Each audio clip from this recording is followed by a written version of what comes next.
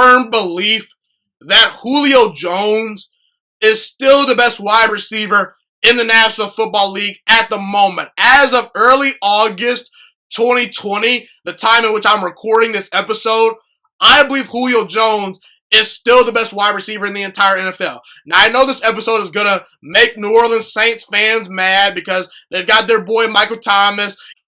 It seems like Michael Thomas has been anointed the best wide receiver in all of football, when in reality, I'd actually take Julio Jones and DeAndre Hopkins over Michael Thomas at the moment. But DeAndre Hopkins, he's a quiet guy. He doesn't get a whole lot of press, okay, and things of that nature. So I'm going to leave him out of the discussion. A lot of people consider Michael Thomas the best wide receiver in all football. Let's just focus in on Thomas versus Julio Jones. And I'll prove to you guys why I believe Julio Jones is the best wide receiver in all football. And I understand why people, including mostly Saints fans, believe Michael Thomas is the best wide receiver in all football. Last season, he just broke Marvin Harrison's, reception record for a single season. A record that was held for 17 straight years. Michael Thomas last year had 149 catches. He had 1,725 yards. He averaged 11.6 yards per catch, and he had 9 touchdown catches. Very, very impressive season. However, just because someone has more of something for a season doesn't mean you're automatically catapulted over that player, okay? Julio Jones' best season is better than what Michael Thomas' best season was this past season, okay? Julio Jones in 2015 on 136 catches, that's 13 less catches than Michael Thomas, had over 100 yards more. Julio Jones in 2015, 136 catches, 1,871 yards. He averaged 13.8 yards per catch, and he snagged 8 touchdown catches, okay? That's a better season, in my opinion, than what Michael Thomas presented to the table, because Julio Jones was more productive and averaged more yards per catch and had more yards on 13 less catches. And they were 1 touchdown, catch apiece, okay? Apart from each other. Michael Thomas had 9 touchdown catches. Julio Jones had 8 touchdown catches, okay? In 2016, look at what Julio Jones did on 83 catches. He averaged 17 yards per catch, and he had 1,409 yards. Julio Jones is more productive with less catches, okay? That's not arguable at this point. Julio Jones is faster. He jumps higher. Those two things have been proven by their combine numbers and by the eye test. Michael Thomas runs a slower 40-yard dash than Julio Jones. When I watch the tape, Michael Thomas is not as fast as Julio Jones, in my opinion. And I don't think he jumps higher than Julio Jones. You look at their vertical jump from the NFL Combine, Julio Jones has that advantage. He jumped higher at the Combine, okay? And keep in mind, Michael Thomas has Sean Payton as his offensive play caller and Drew Brees as his quarterback. Drew Brees is arguably one of the 6 to 5 best quarterbacks of all time. He's in that 6 to 5 range, 6 to 7. He's around the top 5. He's somewhere near the top 5 quarterbacks of all time. Matt Ryan, he's a good quarterback. He's won an MVP in the past.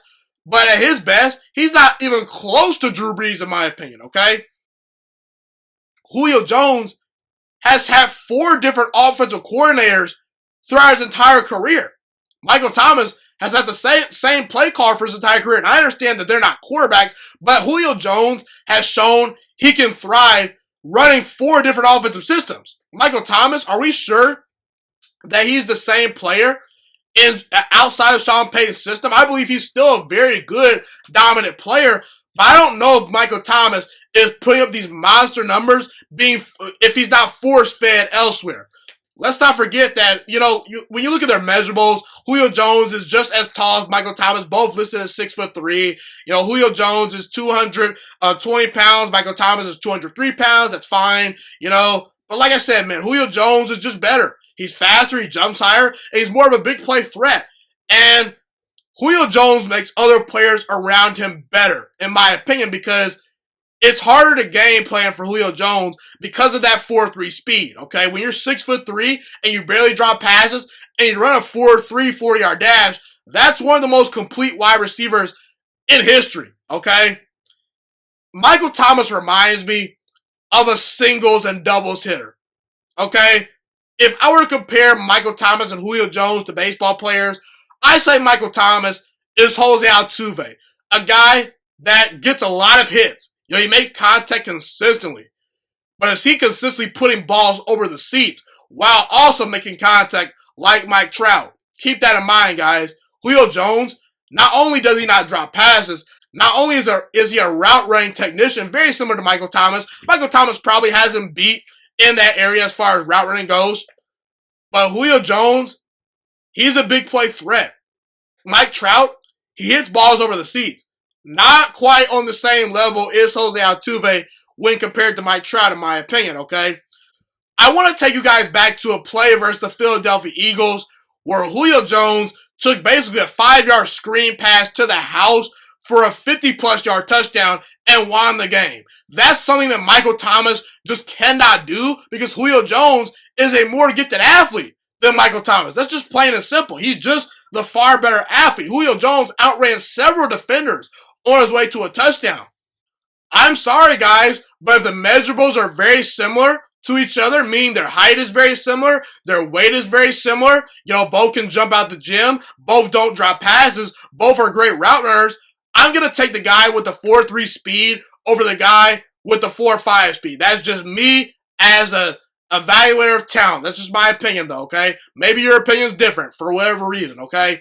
Now, looking at Julio Jones' best game ever. Remember when Julio Jones in 2016 versus the Carolina Panthers had 12 catches for 300 yards and averaged 25 yards per catch? He had 15 targets in that game, caught 12 balls, and had a touchdown. Let's compare that to Michael Thomas's best performance ever. Michael Thomas in 2018 versus the Rams had 12 catches, the same amount of catches as Julio Jones, but 89 less yards. He had 211 yards, and he averaged 17.5 yards per catch. Julio Jones, on the same amount of targets, the same amount of catches, averaged 25 yards per catch. Both had one touchdown. Who's the better player? I gotta say it's Julio Jones. I think that we have to look beyond the stats. I understand that Michael Thomas had a very good statistical season last year, but man, I just think Julio Jones is still by far and away the best wide receiver in all football. Let me appreciate Julio Jones for what he's done throughout his entire career. Julio Jones has so far had a 9-year career. He's 25th all-time in yards. He's got, like I said, 12,125 yards for his career. He's 35th all-time in receptions. He's got 797 receptions for his career. And Julio Jones is the all-time leader in yards per game, meaning Julio Jones, on average, all time, is the highest as far as yards per game accumulated on a game-by-game basis. That's number one all time. Better than Jerry Rice, better than Michael Thomas, better than Calvin Johnson, better than, Terrell Owens, better than Randy Moss, better than anyone in history. I believe Michael Thomas is a great wide receiver, but I would say that Julio Jones, at the moment, is still the best wide receiver in all of football.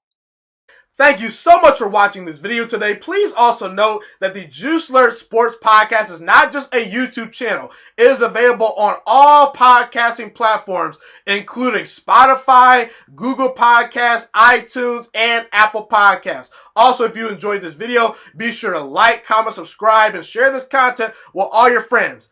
This podcast is my favorite thing in the entire world right now. It is my passion. And I want more people to listen to this podcast. I really want this podcast to grow.